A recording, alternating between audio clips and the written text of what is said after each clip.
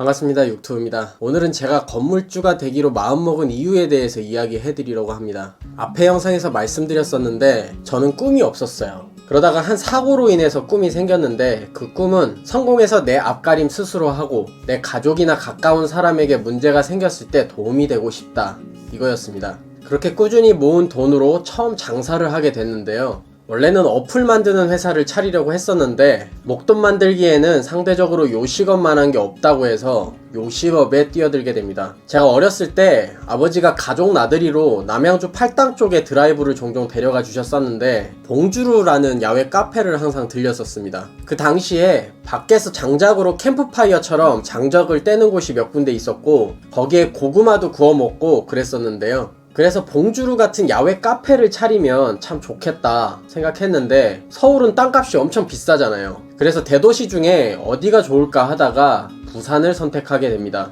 부산에는 기장적으로 나가야 그나마 좀 갈만한 데가 있고 도심에는 그런 데가 전혀 없었거든요. 그래서 부산 도심 인근에서 야외 카페를 차리면 정말 잘 되겠구나 생각하게 됐습니다. 부산은 그래도 서면이 가장 활성화된 지역이라고 알고 있어서 그쪽으로 알아보다가 건물 옆에는 공터가 쫙 있고 건물 뒤편으로는 산을 끼고 있는 정말 기가 막힌 곳을 찾게 되는데요. 위치도 동서고가 타고 쭉 쏘면 직방으로 오는 자리에다가 여기에 물레방아 돌리고 캠프파이어장에 고구마 구워 먹고 새소리랑 벌레소리 들으면서 가족이나 모임, 커플들이 데이트하면 끝내주겠구나, 정말 그림이 쫙 그려지더라고요. 그렇게 건물하고 땅까지 전부 임대를 하게 됩니다. 그런데 정말 법을 모르면 당한다고 처음부터 문제가 터지는데요. 부지를 넓히려고 포크레인 불러서 산을 깎고 있는데 구청에서 사람이 나왔어요. 산 왜 깎고 있습니까? 이러길래 공사 때문에 부지 만들고 있습니다, 이렇게 대답했더니 산은 개인 소유더라도 못 깎는다는 거예요. 임야가 산으로 되어 있느냐 토지로 되어 있느냐에 따라서 깎고 못 깎고 세금도 틀리다는 겁니다. 그래서 땅 주인한테 세금 부담할 테니까 토지로 변경해 달라고 했는데 계약 끝난 뒤에는 어떻게 할 거냐고 절대 안 된다는 거예요. 그래서 어떻게든 해결해 보려고 대출 받아서 땅을 사려고 했는데 재미있는 건 소유자가 분명 땅 주인이 맞는데 임야가 지분으로 나뉘어져 있었어요. 개인도 아니고 주택은행, 국가보훈처 막 이런 게 엮여 있더라고요. 그래서 결국 산 깎은 거 원상복구하고 야외 카페 계획이 한 방에 날아갔었습니다. 그런데 이미 계약은 되어 있으니까 무르지 못하는 상황이었는데 그 자리가 원래는 오리고기집이었거든요. 그렇게 제 생에 일절 관심도 없던 오리고기집을 하게 됩니다.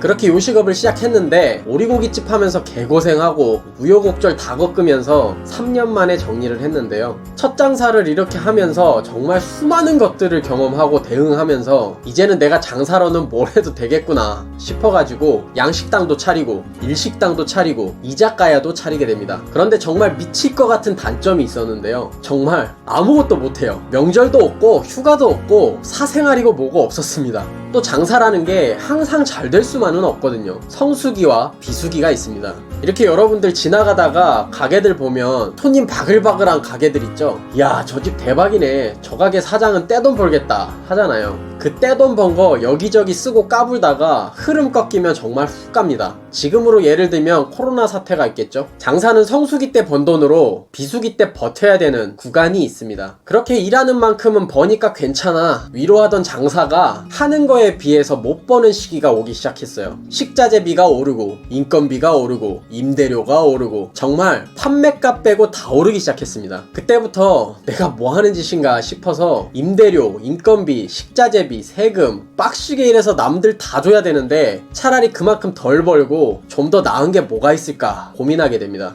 일을 최소화하고 내 생활을 조금 갖던지 아니면 아예 일을 안 해도 돈을 벌 수 있는 일이 뭐가 있을까, 그렇게 권리소득 끝판왕 부동산 임대 수익을 바라보게 됩니다. 부동산을 알아보면서 서울도 아니고 부산이니까 작은 건물 한 개는 살 수 있겠지 했는데 아니었어요. 가게자리도 마찬가지지만 좋은 곳은 엄청 비싸고 싼 곳은 쌀만합니다. 그래도 뭐가 있겠지 하면서 계속 알아보는데 집은 사도 건물은 못 사겠더라고요. 집은 사봐야 월세밖에 안 나오고 그럼 집을 여러 개 사야 되는데 그럼 보유세랑 가산세가 엄청 날 테고 답이 없더라고요. 그래서 부동산에 대해서 파고들기 시작했는데 경매도 알아보고 분양을 알아봐도 대부분이 분양받아서 되팔거나 집 사서 갖고 있다가 되팔아서 시세 차익만 노리더라고요. 그래서 저는 이걸 남들 다 노리는 걸 사가지고는 답이 없겠다 싶어서 남들이 안 쳐다보는 걸 해야겠다 마음먹습니다. 그렇게 건설업에 뛰어들게 되고 임대업을 시작하면서 지금 이 영상처럼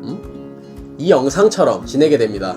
여러분이 현재에 만족하지 못하고 정말 뭔가 금전적으로 인생의 변화를 겪고 싶다면 돈을 받고 시간을 파는 노동자에서 시간을 사거나 권리를 파는 생산자로 바뀌셔야 한다고 생각합니다. 그리고 정말 생각만 하지 말고 실행에 옮기셔야 해요. 진짜 이건 제가 매번 느끼는 건데 말은 누구나 청산유수라는 걸 명심하세요. 다음 영상에서는 지금도 못 믿어서 달달 볶는 분들을 위해 111억 건물주 인증과 건물주의 실체를 알려드리겠습니다. 그리고 앞에 자청 관련 영상에서 말씀드렸었던 크몬과 사이트 개설이 끝났습니다. 고정 댓글에 링크로 달아드릴게요. 그럼 오늘도 영상 끝까지 봐주셔서 감사합니다.